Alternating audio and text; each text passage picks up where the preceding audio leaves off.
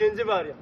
Əgər rəqib, bax, sən özün şərait yaratmalısan ki, rəqib topu hara çəksin. Bax, bugün bir dənə video paylaşmışdım, baxarsın. Yamal Kraydan gəlir, sağ ayaqdır, fərqi yoxdur. Kraydan gəlir, Kraydan. Oyuncu belə dayanır, Yamal'la. Bax, dayan. Belə dayanır. Bu topu bura çəksə, baba, oyuncu şərait yaradır ki, Yamal rahat topu çəksin bura, bax. Çəkdi yavaşca.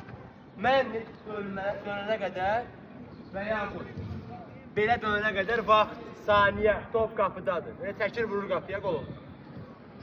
Ona görə müdafiəçi kimi sən özü rəqibi buradan bağlamalısan ki, barmaqlarımızın ucunda rəqibin bir dənə variant nədir? Söndü arkaya pas. Bu rəqib səni belə vəziyyətə keçə bilər. Bax, görəcə dayanmışam. Bax, mən əlini bağlamışam. Bura maksimum arka və yaxud belə keçmək, amma belə dayansam, bax, ayağımla topun istiqamətinə bax, belə dayansam, bax, bir dənə bax, tərpənə bilmirəm, bax. Buradakı oyuncu da, bax, oyuncu, ya, əks yanında, bax, belə deyil, beləsinə deyil, hələ. Evet, belə, ayağı batsa belə. Gələndə, bu tərəfə çəkəndə buradakı olan müdafiəçi dönənə qədər vaxt yetişdi.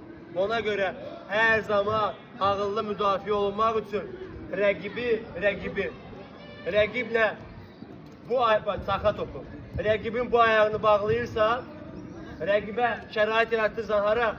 Xəttə aparsın. Bu sənin avantajındır. Rəqib oradan qol vura bilər. Amma çəksə buradan promoy qapıdadır. Düz deyil. Qoy orada eləsin.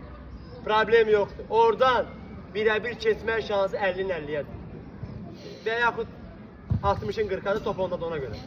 Çünki sən ora çıxanda sən arkadan müdafiəsinlə gələcək. Getdi Kraya. At get Kraya.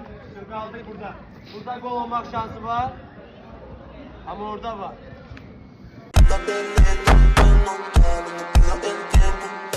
Esta noche me puse feliz.